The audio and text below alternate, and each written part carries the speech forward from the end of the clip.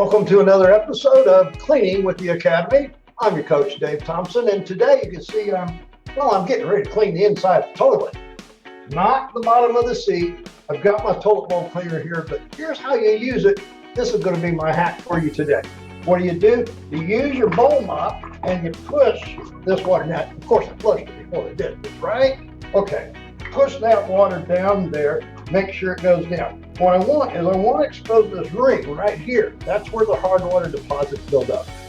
Now, how do I put my cleaning chemical in here? I don't squirt it in.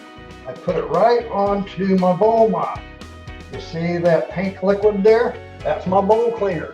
Where do I want it? Right under the rim. Black algae builds up here. That's what I want. I want to get this right here.